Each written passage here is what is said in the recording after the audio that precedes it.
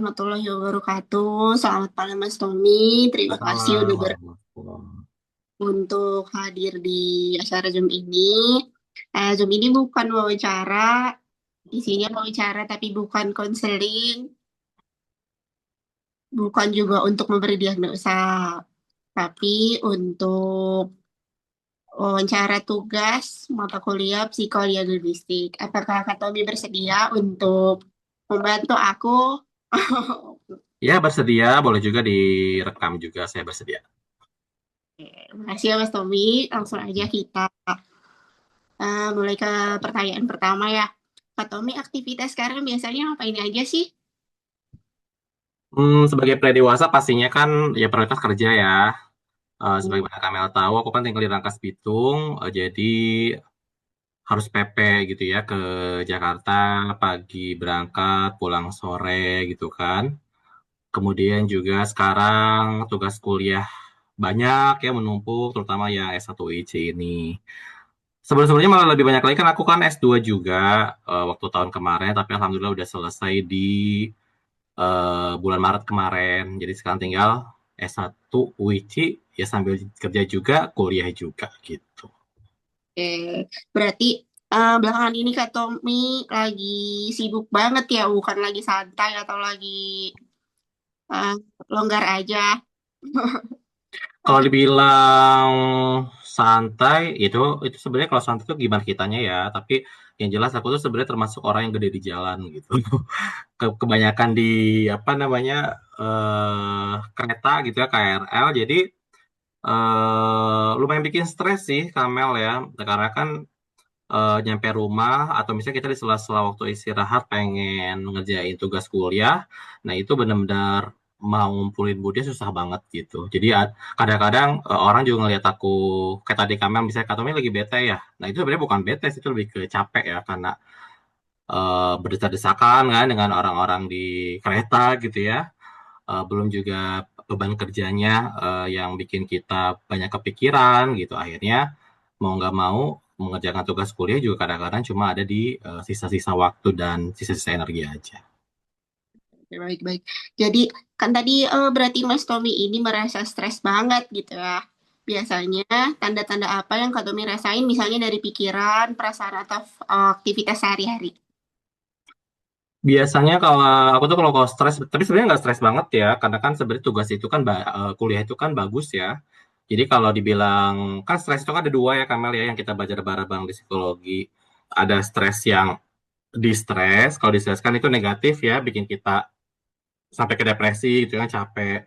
Tapi kalau kita kuliah kan itu disebutnya lebih ke eustress. Jadi stres yang meningkatkan kemampuan kita begitu, skill kita kan. Nah, jadi aku tuh kalau stres itu cenderung ringan ya kalau untuk kuliah ini. Nah, ini biasanya ngahuleng, tahu nggak sih ngahuleng? Jadi cenderung kalau kalau udah stres tuh kayak ngeheng gitu, nggak bisa mikir, disapa sama orang kurang konsen gitu ya, karena saking banyaknya yang numpuk gitu. Kerjaan iya gitu ya, kemudian juga bentar lagi deadline. Jadi udah gitu kayak ngehang orang ngehang aja gitu. Jadi kayak orang lagi mikir, katanya kayak gitu sih kalau kalau stres ringan. Oke. Berarti biasanya untuk menghilangkan stres gitu, menghilangkan yang Mas Tommy ceritain tadi, biar moodnya kembali baik, biar Mas Tommy kembali happy lagi, itu biasanya Mas Tommy ngapain aja? Pertama pasti kalau saya sih mandi ya. Mandi tuh harus gitu loh. Kenapa? Karena namanya capek. Bahkan gini kalau kalau siang hari panas pun, aku kalau di kantor tuh mandi gitu. Sengaja mandi gitu. Kenapa? Karena apa ya? Apalagi cuaca sekarang kan panas ya, kadang panas. Kemarin-kemarin terutama 2 minggu 3 minggu terakhir ya, itu kan panas banget. Itu benar-benar ngaruh ke mood banget gitu ya. Sampai kita tuh susah banget untuk buka apa namanya web pembelajaran kita di kuliah gitu ya, karena harus sambil kerja juga. Nah, yang paling rumit itu kan ngatur ritmenya ya dari kerja ke kuliah atau misalnya di sela kerjaan kita harus ngejar deadline kuliah kan gitu kan. Nah, yang saya lakukan tuh biasa selain mandi ya bersih-bersih, juga mencoba untuk tarik napas dulu gitu. Tarik nafas, ya baik-baik. Hmm. Jadi napas dulu. Kita kan lagi dikejar-kejar nih. lagi stres ya, deadline iya, deadline kerjaan iya, deadline kuliah iya, kita napas dulu. Tarik napas, keluarin gitu ya. Lihat-lihat view di luar sana ya, lihat orang berjalan, lihat pemandangan, walaupun pemandangan di kota kan gitu-gitu doang kan, tapi kadang-kadang aku tuh nikmatin ya, ngelihat orang berdesa-desakan kerja, bahkan ngelihat orang berantem di KRL gitu ya, ngelihat lihat orang berantem di kereta, itu buat aku tuh jadi salah satu mood booster. Kayak kenapa ya orang kok memutuskan mau berantem, memutuskan untuk mau diem aja. Jadi pikiran-pikiran menganalisis manusia gitu ya di sekitar kita itu justru buat booster buat saya gitu loh. Akhirnya ketika melihat situasi seperti itu, jadi mood lagi gitu. Tadinya yang ngahuleng, tadinya yang udah nggak bad, udah yang udah bad mood banget gitu ya. Tapi pas ngelihat situasi kayak gitu, jadi konsentrasi lagi. Entah kenapa jadi kayak gitu ya. Tapi kuncinya di Oke, nafas sih. Setiap kali nafas, tarik sadar kan? nafas. Tarik nafas, sadar, akhirnya mood lagi gitu. Oh ya, oke, oke, oke. Dari pengalaman yang tadi, hal apa sih yang paling Kak Tomi pelajari gitu tentang Kak Tominya sendiri?